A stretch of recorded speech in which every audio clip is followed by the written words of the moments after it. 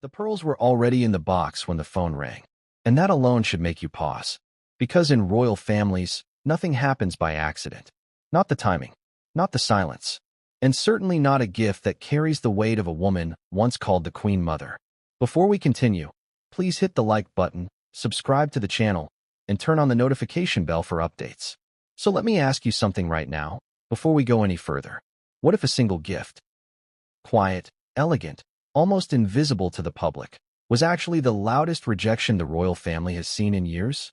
What if those pearls weren't just a symbol of affection, but a line drawn so clearly that someone on the other side of the Atlantic felt it instantly? And what if this entire story isn't really about jewelry or money at all, but about who still understands power in the monarchy and who never did? Because this story doesn't begin with a headline. It begins with restraint. A velvet box, a deliberate choice, and a refusal that never needed to be announced. Short sentence, heavy meaning. For weeks, insiders would later whisper that something had shifted. Not publicly, not dramatically, no explosive interviews, no angry statements, just a quiet recalibration of who mattered, who was trusted, and who was no longer indulged. And at the center of it all were three women, each representing a completely different philosophy of influence. One gave, one received, one asked and was denied. But you wouldn't know any of this if you were just skimming headlines. Because the public story was simple, elegant even. A cousin gifting pearls to the future queen. End of story. Except it wasn't. Because behind that gift was a second, unspoken moment. One that never made it to a press release, but rippled through private conversations like a cold draft under a closed door. A loan request. Not from a stranger. Not from an institution. But from family. And that's where everything changes. Now, before we go further, let's get one thing straight. This was not about poverty. This was not about desperation. This was not even about numbers on a spreadsheet. This was about expectation.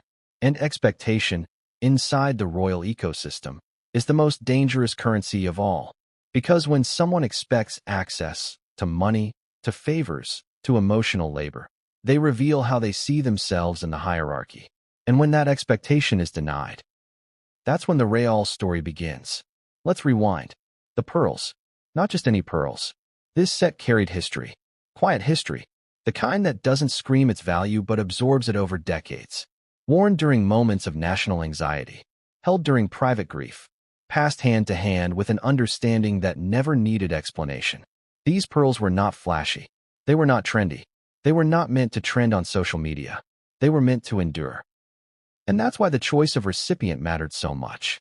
Because gifting something like that isn't about taste, it's about trust. It says, you understand what this represents. It says, you will protect it. It says, you belong to the long story, not the loud moment. And that's exactly why Catherine was chosen.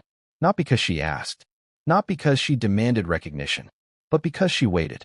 For years, she learned when to speak and when not to. She absorbed criticism without retaliation. She became something rare in modern celebrity culture, someone who gained power by refusing to chase it. So when Zara placed those pearls in Catherine's hands, it wasn't a grand gesture. It was confirmation, a recognition that Catherine had crossed an invisible threshold from participant to pillar. But here's the part no one says out loud. Every gift given at that level also casts a shadow, because it forces comparison. And somewhere else, someone noticed the absence. Now imagine the contrast. On one side, a gift offered freely, without announcement, without leverage. On the other, a request, framed politely, perhaps even warmly, but carrying an unspoken assumption. The assumption that family equals obligation. That shared history equals entitlement. That proximity to royalty guarantees access. Ask yourself this. Have you ever watched someone confuse connection with control? Have you ever seen a relationship fracture not because of cruelty, but because of expectation unmet? That's what happened here. The loan request didn't land the way it was intended. Instead of being seen as reasonable, it was perceived as revealing. Because those who still operate by the old rules understand something crucial. Money, in royal circles, is never just money. It's symbolism. It's alignment. It's endorsement. And once you hand it over, you don't just give support. You give legitimacy. Zara understood that. She has always understood where lines should be drawn.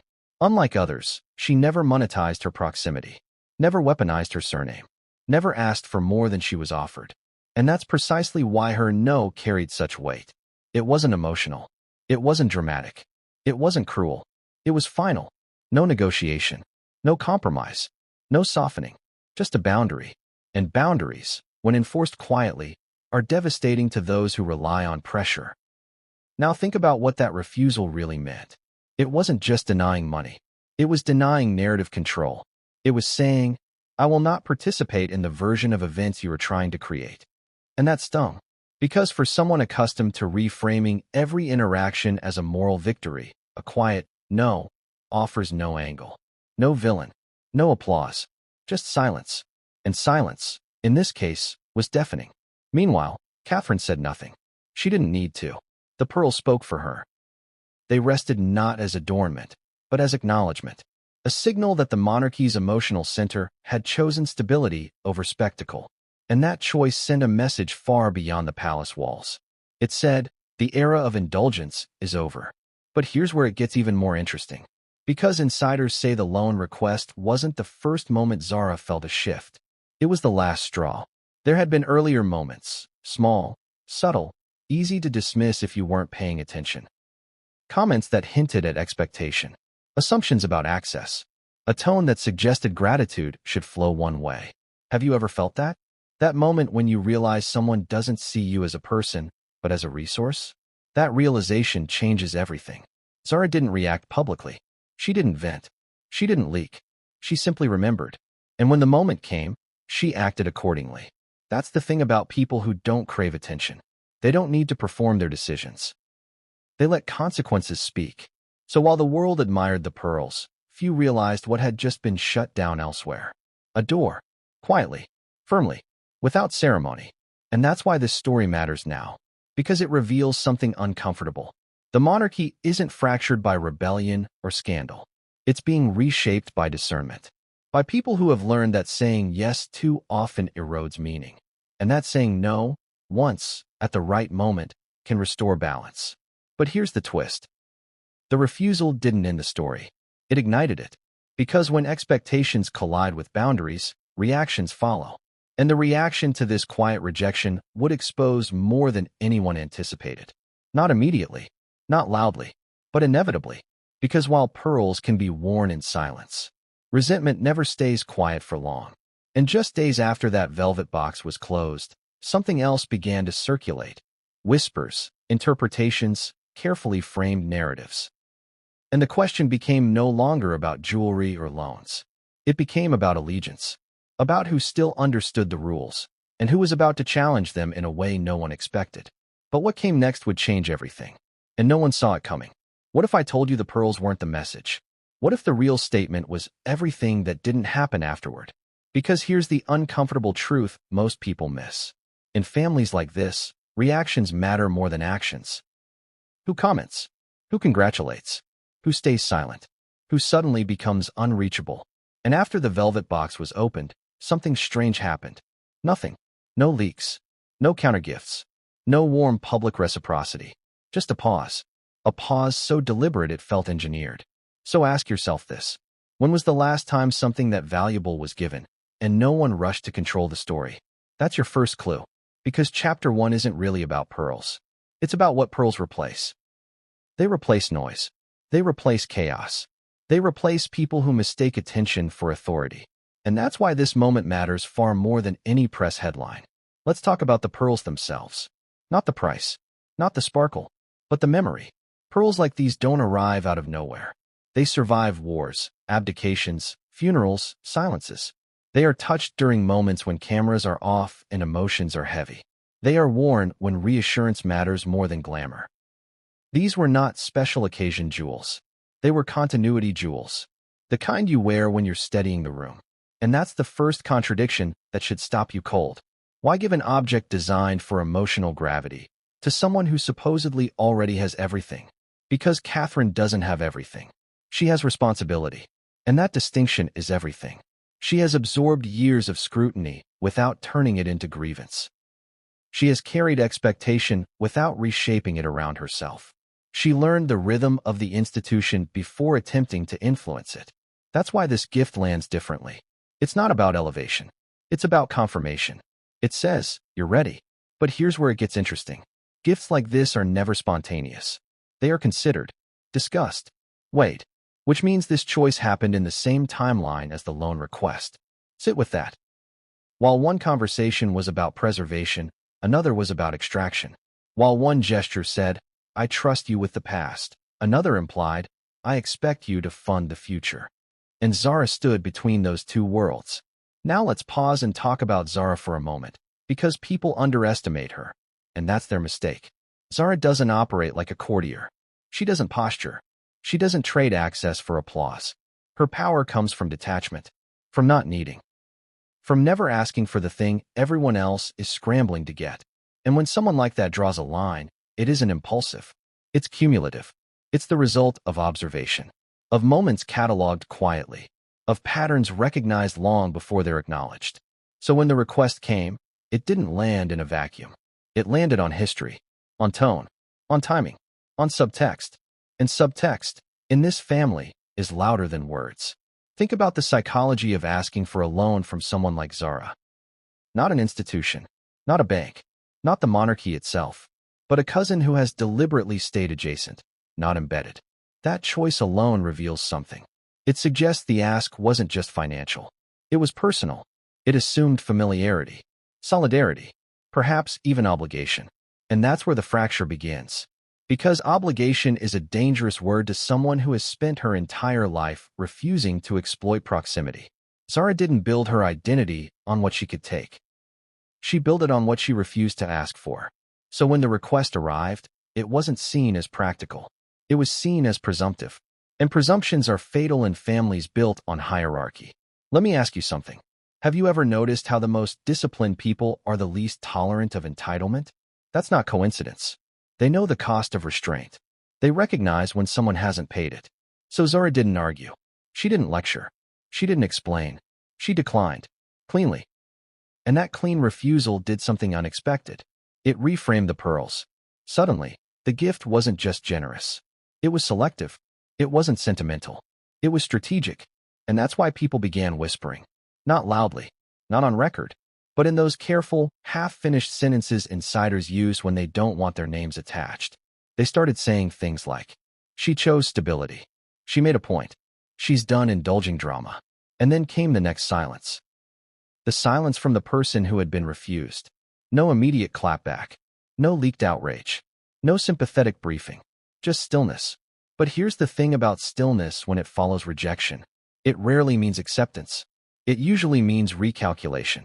Because someone who believes they deserve access doesn't process refusal the way others do. They don't ask, why was this inappropriate? They ask, how was I blocked? And that shift in thinking changes the game. Now, contrast that with Catherine's response. There was no victory lap, no visible triumph, no sense of conquest. She didn't perform gratitude. She embodied it by staying exactly where she's always been. Present, measured, unreactive. And that's another contradiction. If this gift was meant to provoke, Catherine didn't take the bait. If it was meant to signal power, she didn't wield it. She simply absorbed it, which tells you something crucial. She understood what it meant, and what it didn't. It wasn't a reward. It was a responsibility. And responsibilities don't require celebration. They require consistency. That's why the next few days were so telling. No photos, no statements, no planted narratives praising generosity, just business as usual. And that drove some people mad. Because when you're used to controlling the story, nothing is more destabilizing than a moment no one exploits. Now ask yourself this. Why didn't the refusal leak first? Why did the pearls surface before the rejection? Because whoever was involved understood optics. They understood that generosity neutralizes grievance. That a gift, properly timed, reframes everything that follows. So by the time whispers of a refusal began circulating, the public lens was already set. This wasn't cruelty. It was discernment. This wasn't favoritism. It was alignment. And alignment, in families like this, is everything. But alignment creates exclusion. And exclusion creates pressure. Pressure that eventually demands release. Which brings us to the thing no one expected. Because while the palace remained quiet, something else began to move. Narratives started forming. Soft ones at first. Subtle reframings. The kind that test the waters. Was this generosity or a slight? Was this tradition or provocation? Was this loyalty or judgment? Questions designed not to seek answers, but to seed doubt. And doubt is the currency of those who feel sidelined. So while Catherine wore the pearls privately, a different story was being shaped elsewhere. A story about fairness, about imbalance, about who gives and who gets. A story that, on the surface, had nothing to do with a loan request, and everything to do with wounded expectation. This is where things shift. Because once narratives start competing, silence becomes a choice. And choices, in this family, always have consequences. Zara knew this. She didn't underestimate the response. She simply didn't fear it. Because she wasn't playing for optics. She was playing for boundaries. And boundaries don't care about public sympathy. They exist to protect structure. So as whispers grew louder, one question hung in the air. Would the rejection stay private? Or would someone force it into the open? Because once that line is crossed, there's no going back. And the next move wouldn't come from the palace. It would come from someone who felt cornered. Someone who believed the story still belonged to them. But the moment they tried to reclaim it, everything would change. What happens when someone refuses to let a story end quietly? Because that's the question that hung in the air next. Not spoken, not written, just felt. And it mattered because silence only works if everyone agrees to keep it. But not everyone did. Here's the uncomfortable part most people don't want to admit. When someone feels sidelined, they don't always lash out immediately. Sometimes they wait. They watch. They test. They float half ideas into safe spaces just to see what sticks. And that's exactly what began to happen next. Quietly at first. A comment here. A reframe there. A gentle suggestion slipped into conversation like it was always obvious. Nothing explosive. Nothing traceable. Just enough to change the temperature. So let me ask you something. Have you ever noticed how quickly generosity gets reinterpreted once it stops benefiting you? How a gift becomes loaded? How silence becomes cold?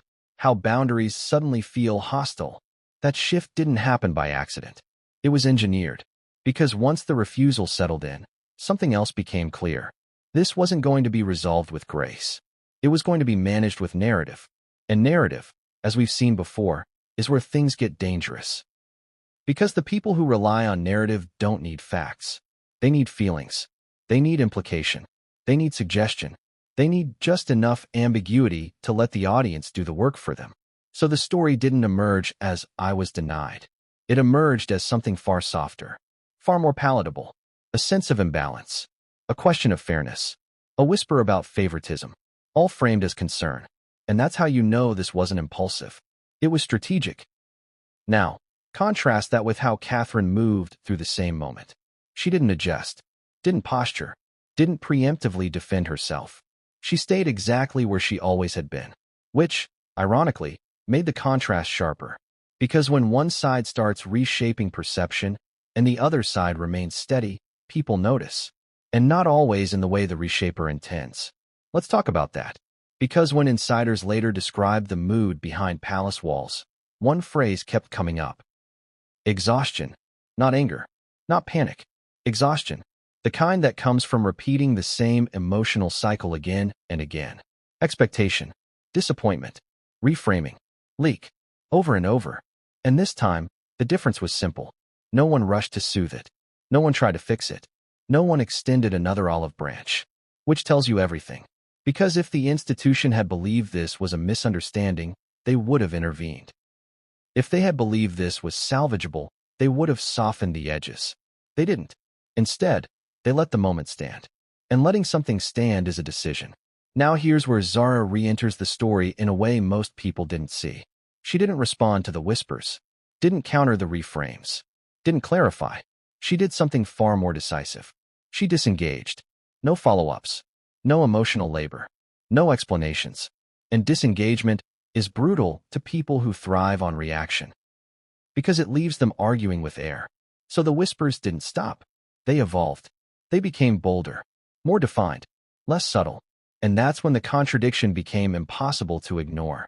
On one hand, the narrative being shaped was about exclusion and unfairness. On the other, the reality was this. No one was being attacked. No one was being stripped. No one was being humiliated. Someone had simply been told no. And for most people, that would be the end.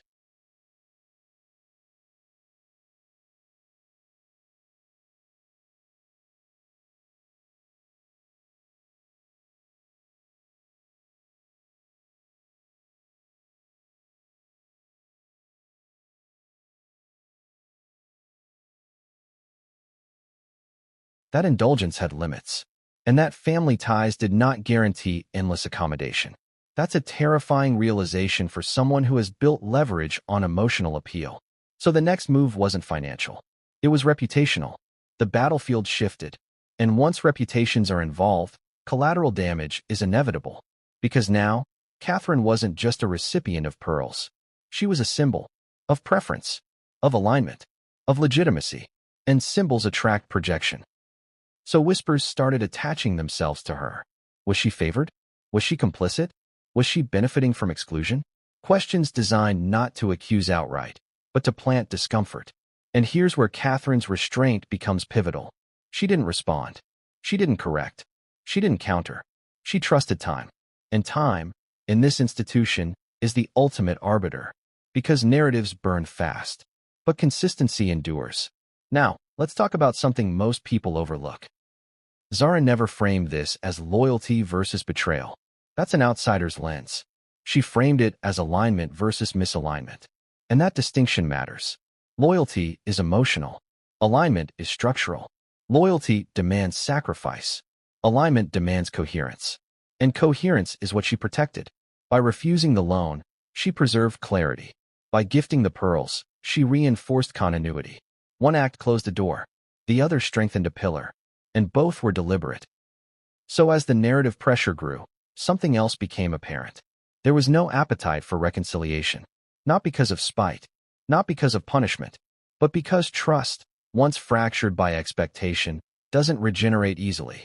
And that's when the whispers took a sharper turn. They weren't just about fairness anymore. They were about motive, about intention, about whether generosity itself was strategic, which is ironic. Because questioning generosity is often the last refuge of those denied it. And here's the part that should make you uncomfortable. The louder the reframing became, the quieter the palace grew.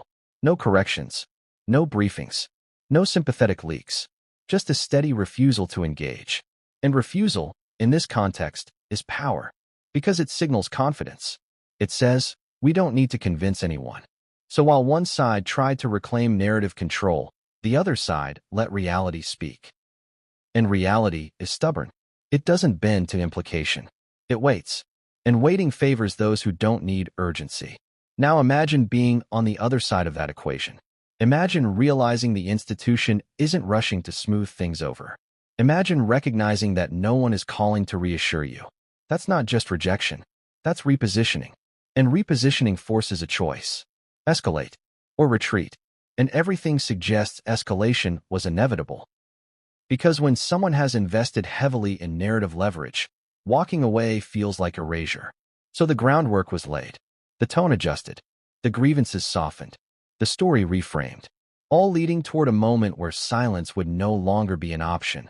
Because someone would force the issue. Not by confronting Zara. Not by confronting Catherine.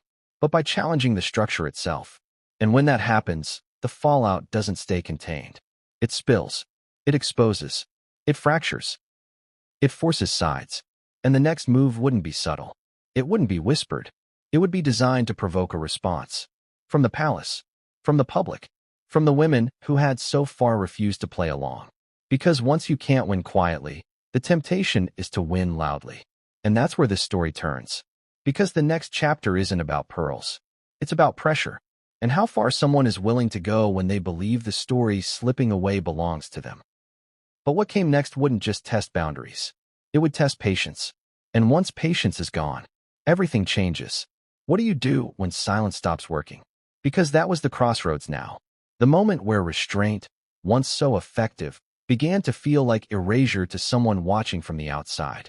And erasure is unbearable to people who believe their presence must always be felt. So the strategy changed. Not abruptly, not recklessly, but deliberately. Here's the thing most people don't understand about pressure. It doesn't arrive as an explosion. It arrives as persistence, as repetition, as framing, as emotional nudging disguised as vulnerability. And that's exactly how the next phase unfolded. Instead of direct confrontation, the story began to bend. Not break, bend. And bending narratives is an art. It starts with tone, a shift from accusation to sadness, from frustration to hurt, from entitlement to wounded dignity. You've seen this before, even if you didn't realize it. The language softens, the edges blur, the ask disappears, replaced by a feeling. And feelings, unlike facts, can't be disproven. So let me ask you something. Have you ever noticed how quickly "I was told no" becomes "I was made to feel unwelcome"?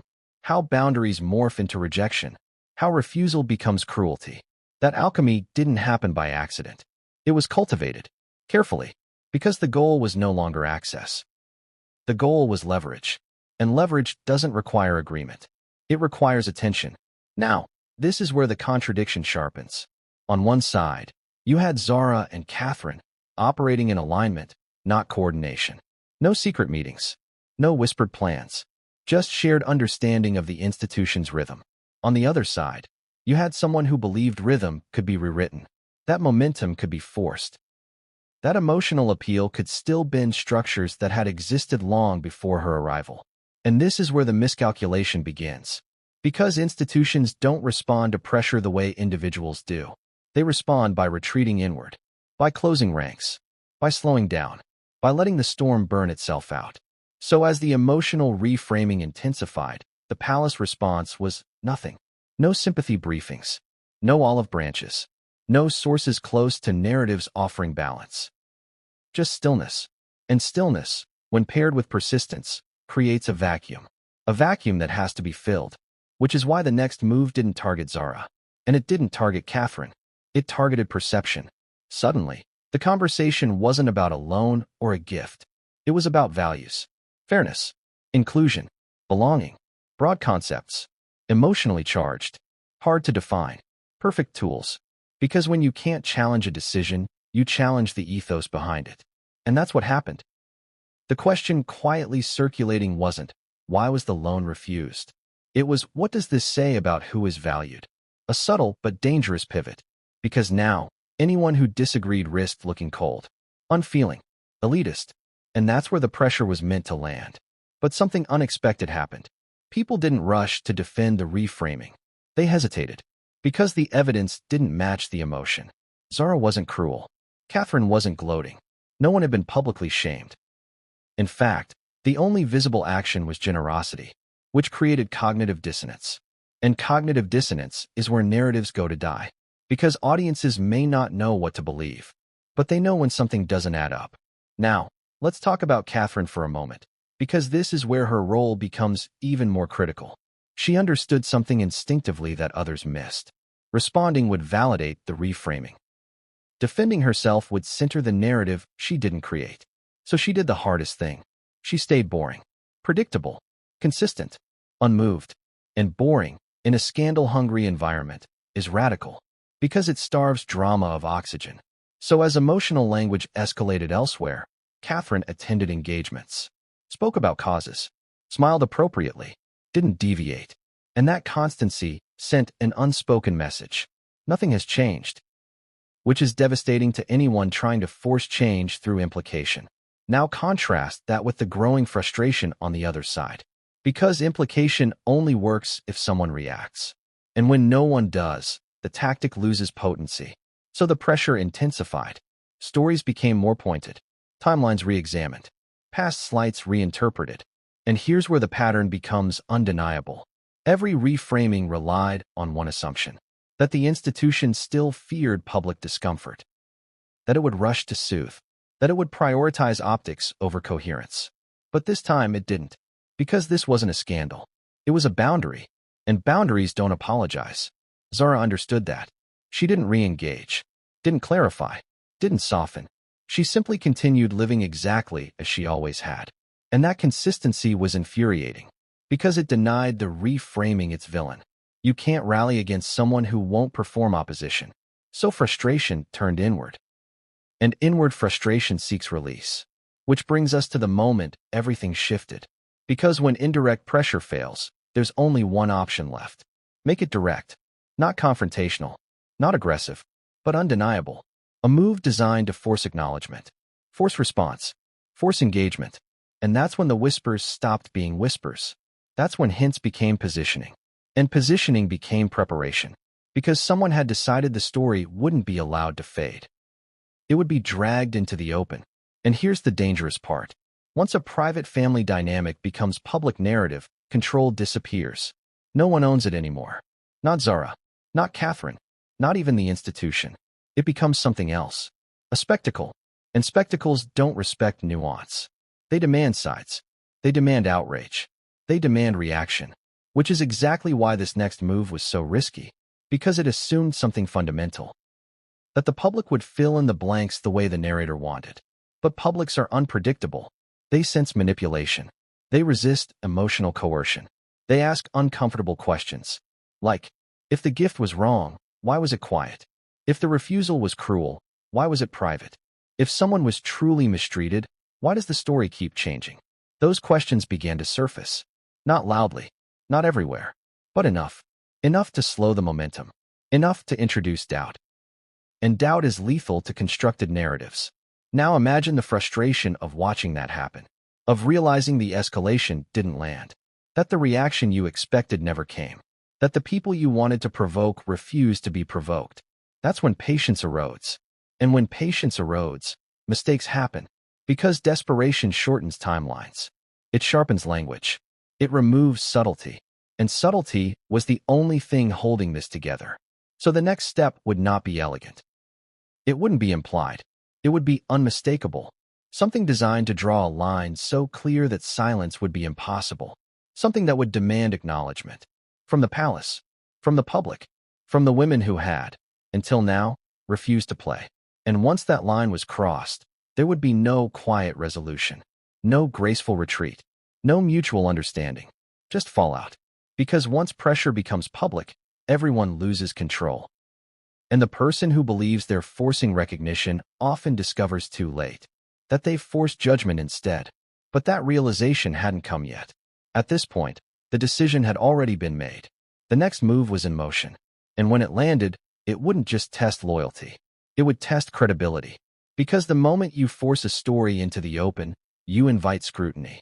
And scrutiny has a way of revealing things no one intended. Things about motive. About expectation. About why a no hurt so deeply it couldn't be left alone. But what came next wouldn't just challenge the narrative. It would expose the cost of trying to control one. And once that cost became visible, nothing would look the same again. What happens when you force a moment that was never meant to be public? Because that's the line that was crossed next. Not accidentally. Not impulsively. Deliberately. And once it happened, there was no rewinding it. Here's the truth people rarely acknowledge. When someone drags a private boundary into the public arena, they're not just asking for sympathy. They're gambling. Gambling that attention will outweigh scrutiny.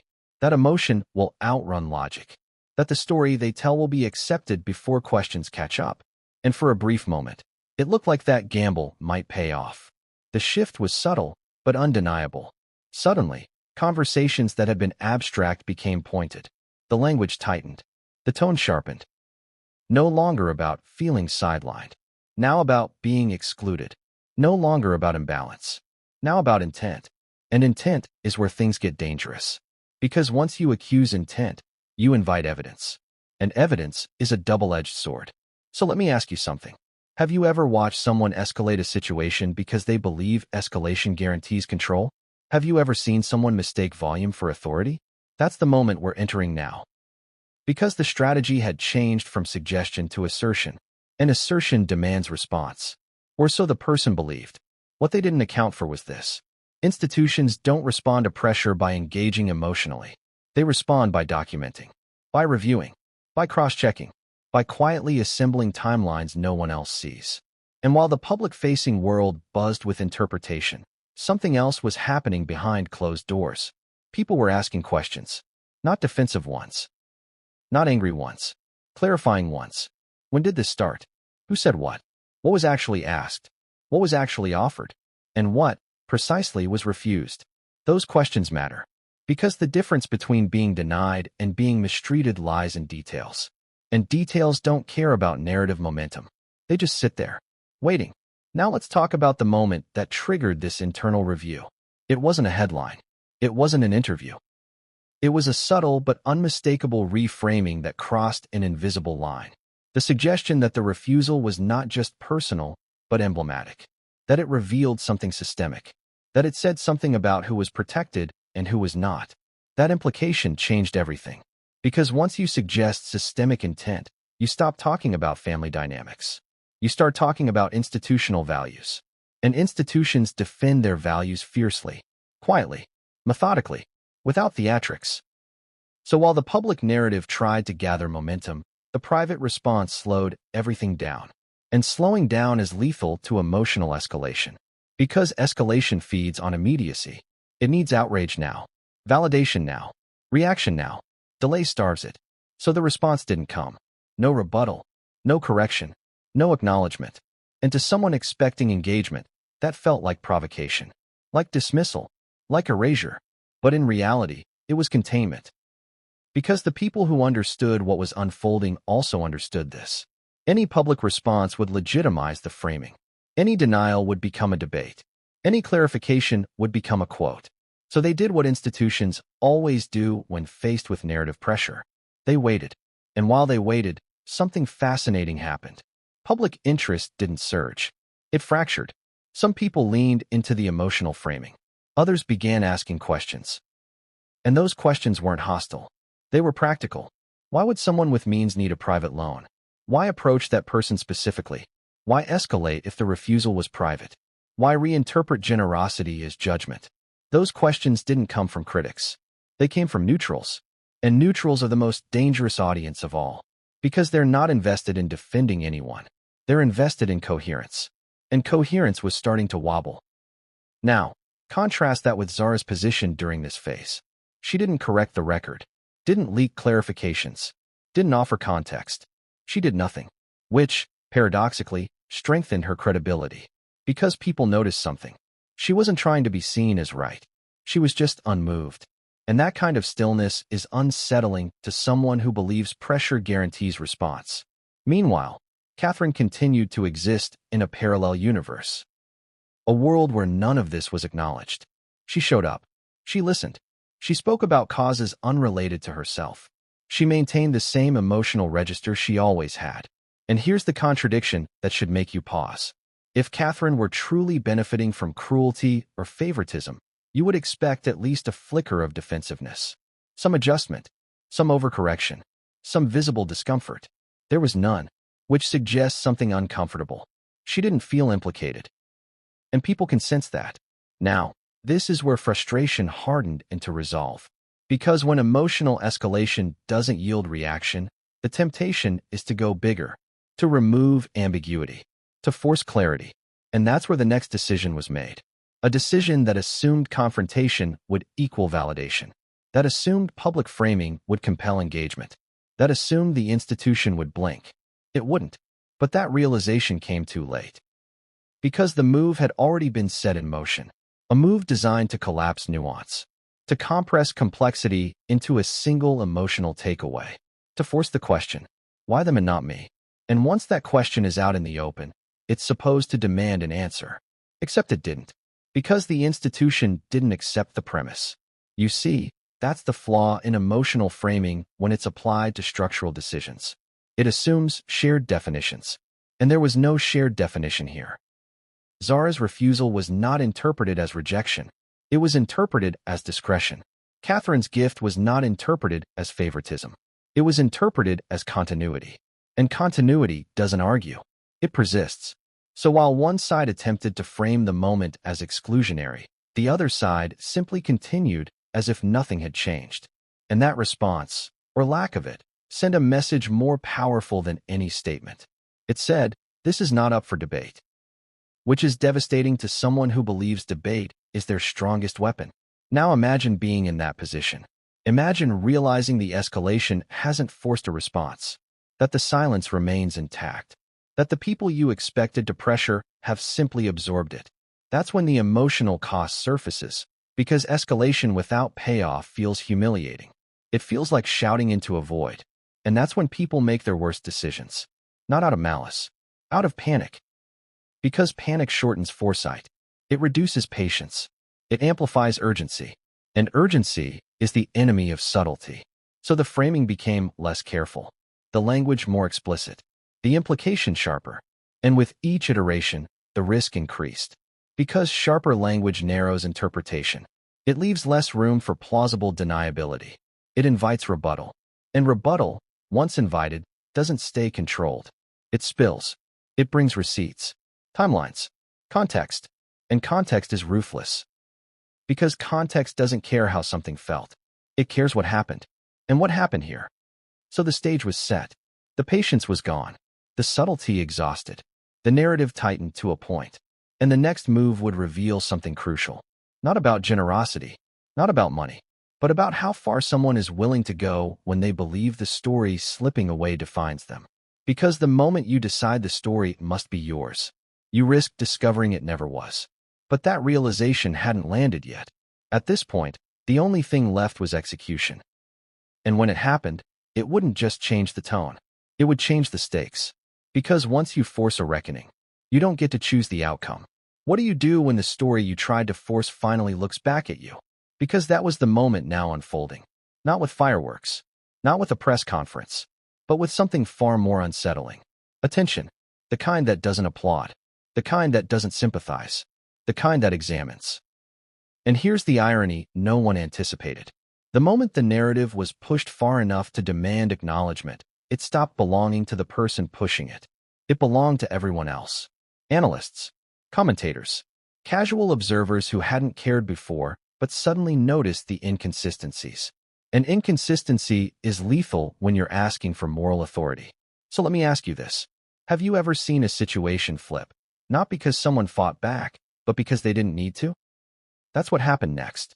Because once the pressure crossed from implication into expectation, the institution did something subtle but decisive.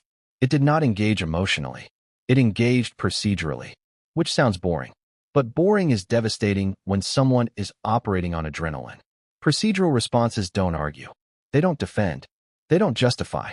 They document. And documentation changes the power dynamic completely. Because now the question isn't, how did this feel? It's what actually occurred. And that's a question narratives rarely survive. Behind closed doors, timelines were revisited. Not for punishment. Not for retaliation. For clarity. Who initiated contact? What was requested? How was it phrased? What response was given? What happened afterward? These aren't dramatic questions. They're surgical. And surgery is quiet. Now here's the detail that shifted everything. The refusal. It wasn't abrupt. It wasn't dismissive. It wasn't cold. It was polite, measured, final, which means it didn't violate any norm. It upheld one. Discretion. And discretion is sacred in that world. So once the refusal was contextualized properly, something uncomfortable emerged. The emotional framing being pushed publicly didn't align with the facts. And when facts and feelings diverge, credibility starts to erode. Slowly at first, then all at once. Because credibility doesn't disappear in a scandal. It disappears in analysis. People start asking why the story keeps evolving, why the grievance shifts shape, why the timeline stretches, why the language intensifies. Those are tells. And once people notice tells, they stop listening for sympathy. They listen for strategy. Now, contrast that with Zara's position during this phase. She didn't adjust her behavior, didn't send intermediaries, didn't attempt to soften perception. She trusted the process. Because she knew something fundamental. If you haven't done anything wrong, escalation only hurts the escalator. So while the public narrative strained for momentum, the private assessment moved forward without urgency. And that created a widening gap. On one side, increasing emotional insistence. On the other, increasing institutional calm. And calm, in moments like this, reads as confidence, which is unsettling to someone trying to provoke reaction. Now let's talk about Catherine again, because her role here is often misunderstood. She wasn't protected because she was favored. She was protected because she was irrelevant to the conflict. And that distinction matters. She didn't ask for the gift. She didn't negotiate it. She didn't reference it publicly. She simply received it and moved on, which means she wasn't a participant in the refusal at all. Yet, she became a symbol in the reframing. And that's where things started to backfire. Because once you position someone as a beneficiary of injustice, people look for signs of indulgence, of arrogance, of gloating, of entitlement, and they found none. Instead, they saw continuity, which made the accusation feel forced. So the spotlight turned, not sharply, but noticeably, away from the gift, away from the refusal, toward the insistence. Why won't this be dropped? Why does this moment need validation? Why does a private no demand public reckoning? Those questions grew louder, and with them came something else. Fatigue. Audience fatigue. Because emotional escalation is exhausting to watch, especially when it doesn't lead anywhere. Now imagine being on the other side of that. Watching the reaction you expected flatten. Watching people stop leaning forward. Watching attention cool. That's when panic sets in. Because attention, once lost, is hard to reclaim. So the next move was faster, less considered, more overt. And this is where the critical mistake happened. Because in trying to force engagement, the framing crossed from emotional appeal into implied accusation. Not stated, but suggested. And suggestion is dangerous when documentation exists. Because suggestion invites contradiction, and contradiction invites exposure. So suddenly, people who had remained neutral began to talk. Not publicly, not explosively, but in that careful, cautious way insiders do when they know something isn't adding up. They began clarifying. Softly, selectively. Context here, timeline there. Not to attack, to correct. And corrections, once they begin, are hard to stop, because they feel responsible, necessary. And this is where the tide shifted. The story stopped being about how someone felt. It became about how the situation was being framed. And framing is something audiences understand instinctively now. They've seen it too many times. They recognize emotional escalation. They recognize selective emphasis. They recognize grievance inflation. So sympathy didn't surge. It fractured. Some still leaned in emotionally. Others pulled back. And that division diluted impact, which is the worst outcome for an escalated narrative. Because division kills momentum. Now here's the part that should make you pause. At no point did Zara reverse course. At no point did Catherine adjust. At no point did the institution rush to manage perception. They let the escalation burn itself out. Because they understood something crucial. Escalation requires fuel, and fuel is reaction. Without reaction, escalation collapses under its own weight. And that's exactly what began to happen. The more forcefully the narrative pushed, the more it revealed its urgency. The more urgent it felt, the less credible it became. Because genuine injustice doesn't need amplification. It's self-evident. And this wasn't. So attention shifted again. Not toward the refusal. Toward the refusal to let go. Why couldn't this end quietly? Why did this moment need to be recast? Why did a boundary provoke such sustained pressure? Those questions didn't require answers. They undermined the premise. Now imagine the realization setting in. The awareness that escalation didn't force engagement. That documentation didn't bend. That neutrality turned skeptical. That silence remained intact. That's when control slips. Because the strategy depended on inevitability. On the belief that pressure would compel response. It didn't. And when inevitability collapses, so does confidence. That's when the final pivot happens. From control to damage limitation. From forcing acknowledgement to preserving face. And this pivot is always messy. Because it happens under stress. It contradicts earlier framing. It softens language abruptly. It reframes intention. Suddenly, the narrative isn't about being wronged. It's about being misunderstood. Not excluded, but hurt. Not denied, but disappointed. And that shift is telling, because it signals retreat. But retreat doesn't restore credibility. It just stops the bleeding. And by the time this pivot occurred, the damage was done.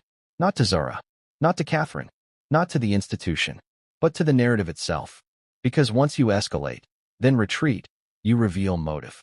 You show that the escalation was strategic, not spontaneous. And audiences are unforgiving about that. Now here's the final irony of this phase. The attempt to force engagement ultimately strengthened the very boundaries it sought to challenge.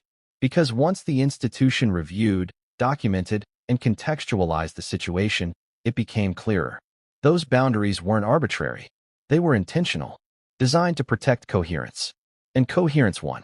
So the story didn't end with confrontation. It ended with quiet closure. Not announced, not celebrated, just finished. But closure doesn't always feel like resolution, especially to someone who invested heavily in escalation. Because closure without validation feels like erasure. And erasure, to some, is intolerable. Which means the story isn't over yet. Not because the issue remains unresolved, but because unresolved emotion looks for new outlets, new angles, new contexts, new stages. And that's where the next chapter begins.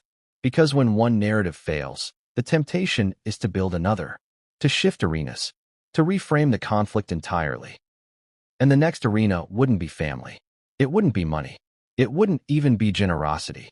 It would be identity. And identity conflicts are far harder to contain because they don't rely on facts. They rely on belief. And once belief enters the story, the stakes change completely. But that shift hadn't fully surfaced yet. At this moment, all that was visible was the aftermath, the quiet, the cooling, the subtle retreat, and the realization, dawning slowly, that the moment meant to force recognition had instead exposed limits. Limits of leverage, limits of narrative control, limits of pressure. And once limits are revealed, you can never unsee them, which is why the next move, when it comes, won't look like escalation. It will look like reinvention. Because when a story can't be won, some people decide to change the story, and that decision would carry consequences no one was prepared for. Section complete. Go. What do you do when reinvention becomes the only option left? Because that's where this story quietly pivoted. Not with a bang, not with a denial, but with a subtle shift in posture. The language softened. The framing changed. The emphasis moved away from the original moment and towards something broader, vaguer, harder to pin down. And that alone should tell you something. When a narrative stops defending an event and starts redefining identity, it's no longer about what happened. It's about survival. Because the original conflict had run its course. The refusal stood. The gift remained. The institution didn't blink. So the question became no longer, why was I told no? It became, who am I being positioned as? And that's a far more dangerous question. Because identity narratives don't require evidence. They require belief. And belief is contagious. Let me ask you this. Have you ever watched someone lose a specific argument and then broaden the battlefield so wide that no one remembers what the argument was in the first place? That's exactly what unfolded next. The story shifted from a moment to a meaning, from a decision to a dynamic. From this happened to this is who we are. And once you enter that territory, the rules change. Because now you're not debating actions. You're debating values. And values are emotional, personal, untouchable.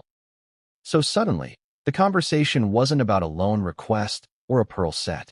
It was about belonging, about voice, about recognition. Big words, soft edges, maximum resonance. And here's the contradiction. The broader the framing became, the less it matched the facts. Because the facts were stubbornly narrow. A request, a refusal, a gift. That's it. But narrow facts don't generate momentum.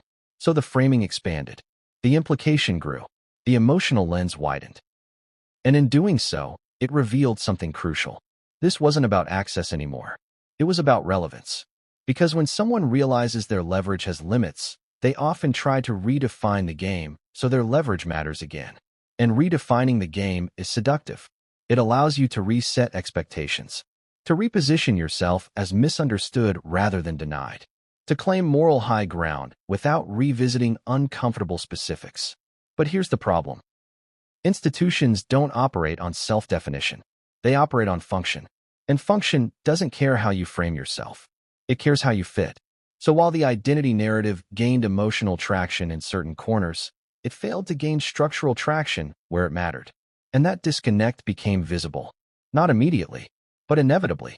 Because identity claims demand recognition. And recognition wasn't forthcoming. The institution didn't push back, didn't correct, didn't engage. It treated the reframing the same way it treated the escalation, by not reacting. And that's when something interesting happened. The narrative started folding inward.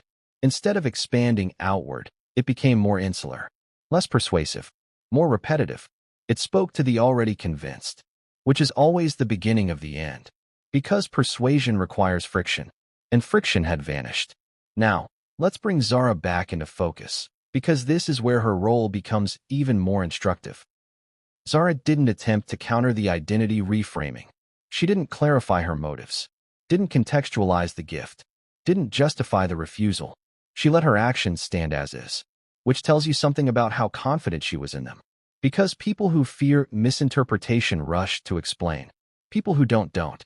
And that non-response communicated a message louder than any statement. It said, I don't accept the premise. And refusing the premise is the most powerful move in any narrative conflict. Now, think about Catherine's position during this shift. She wasn't even acknowledged directly. She became symbolic, a stand-in, a representation of something larger, which is ironic, because symbols are easiest to project onto when they refuse to speak for themselves. And Catherine refused. She remained disciplined, predictable, unchanged, which made the identity reframing increasingly awkward. Because if someone is truly being elevated unfairly, you expect evidence of excess. Privilege flaunted, power wielded, favor exploited.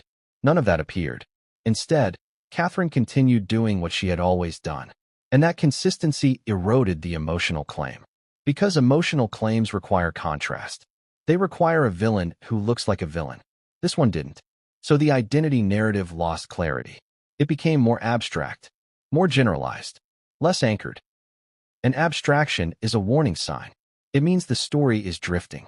Now imagine being the person trying to keep that story alive. Watching attention wane. Watching engagement plateau. Watching the conversation circle the same phrases without progressing. That's when doubt creeps in.